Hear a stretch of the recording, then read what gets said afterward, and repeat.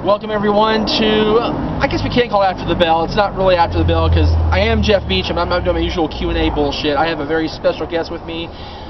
Are we going with Callahan or O'Shea, or which name would you prefer for this one? My name is Mikey Callahan O'Shea, man. Callahan? Okay, there you go. Mikey Callahan was always my middle name. Didn't know that. All right. Well, Mikey Callahan O'Shea, Battleground superstar, NWA superstar. All-around good guy in general. I try. He does try. We've known you for a long time. Oh, that's not nice. Even if it is true, it's not nice. Damn. Anyway, we want to have you on the show to mainly talk about Battleground, because this is where you make your biggest stand, because we've been coming here for a few shows now, and we want to get the story with you in Battleground. But for those of you that don't know, those of them that don't know Mikey, the backstory, how'd you get into wrestling? How'd you discover the business, and where did it evolve into being a wrestler? Before I even was a wrestling fan, I would pop in to watch WWF back in the day, Saturday mornings, because that was when Power Rangers was on and all that crap, and WWF came on right afterwards. And even before I was a real wrestling fan, my favorite wrestler was The Undertaker, Mark Calloway. There you go. And one day in 2000, because all my friends were totally into the Attitude Era during that time, and I barely knew anything about it other than like the video games and whatnot. And my friend said, "Hey, The Undertaker's back," which was around May of 2000. Right, when he came back with the biker gimmick, yeah. Yeah. And he said, "Hey, he's back on WWF. You should check him out on SmackDown." I'm like, what the fuck is SmackDown? Because I thought every WWF show was called WWF. Right. Then I watched SmackDown, and I gotta say, I mean, I had no idea wrestling shows were 2 hours long and every week, and I could really get into this. So for like a whole year from 2000 to 2001, I just enjoyed WWF. Raw, SmackDown, Sunday Night Heat, Jacked. That was a good time for WWF. Yeah. They were really starting to seriously kick WWE's ass in the ratings. They were really pushing that whole Attitude Era up down our throats and our faces. I didn't know what WCW was until WWF bought it, to be perfectly honest. You're better off, dude. But anywho, 1 year later, I went to a live show. It was SmackDown, May of 2001. The main event was TLC, Benoit, Jericho, Dudley's, Edge, Christian, the Hardys. I was there. Yeah, I was there too. We were both there. And then I looked at my friend, and after the show, I'm like, you know what? I want to do this. So it took a long time because I knew nothing of independent pro wrestling until 2008. Oh wow, jeez. So in 2008, I was kind of lost of how to find a school, because the only thing I knew was UPW, and UPW was dead by that By time. 2008, they were seriously like ashes. That's about it, poor guys. Yeah. So then one day I was talking with my friends on Skype, and they gave me this list of wrestling schools all over Southern California, and I found one that said Beach Boulevard and Catella. Ah. And I'm like, wait a second, that's 2 miles away from me. And these guys have been around for a while, and it kind of pissed me off because I wish I could have started earlier, but you know what? Better late than never. So I went there the next day. I met my first teacher ever in pro wrestling, Crude Dog, and that's how I became a Battleground wrestler. It took me 15 long months to finally get my first match, but I made my debut right here in the American Legion Hall. So, wow. And then ever since then, I've been trying to get my feet wet elsewhere. I didn't pursue to. My English is pretty bad right here. Please excuse me. I've only had 4 hours of sleep. Didn't aspire to be anything, you know. It got me. My next wrestling promotion I also went to was Mach Pro Wrestling. There we go. And that's where I really got myself known, by taking on Peter Avalon and a bunch of popular Southern California wrestlers in the independent world. And then that's how I got into NWA Championship Wrestling from Hollywood, thanks to my sis, Mikey O'Shea. One of our favorites. Yes, she is quite a woman. Lucky's awesome. Always has been. And then a little bossy, but you know. Little body, you know. Yeah, you know. More power to her. Exactly. But yeah, and I've just been working up the ladder ever since. I've been in this business for just over 2 years, and I've won the heavyweight title here in Battleground, and I got nowhere to go but up from here. That's it.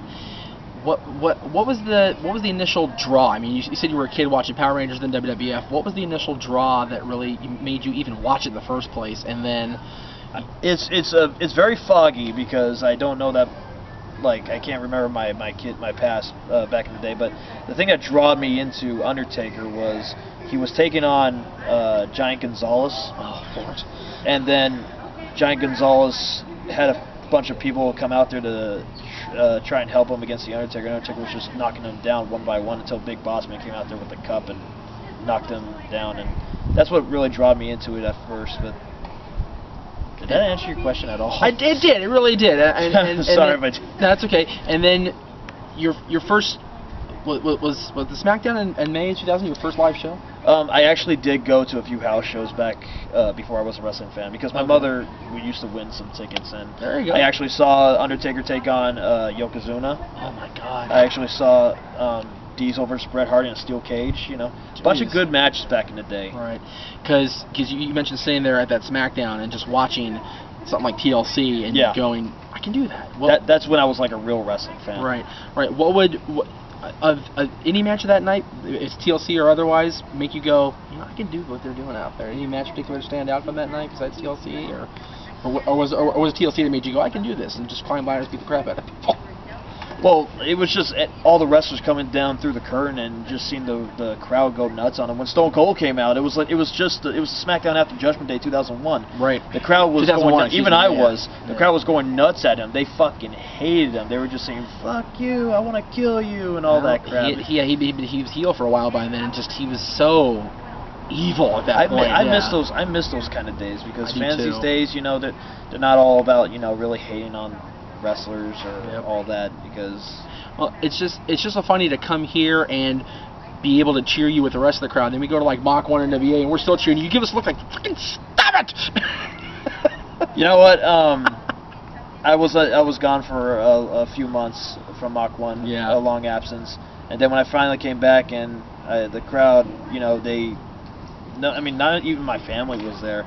The crowd freaking cheered for me, like made my ears rung. And I'm not gonna lie, you know, I'm supposed to be a heel, but you know, I couldn't help but feel privilege of getting that from people. I mean, well, John put you in there against Shawn Rickers. Shawn Rickers, this arrogant piece of shit on NWA TV. How are we gonna cheer that guy? Love Shawn, don't get me wrong, but as far as the normal crowd would be like, okay, he's an arrogant little pretty boy, and Mikey's our boy. We've missed him for months. Let's cheer for Mikey.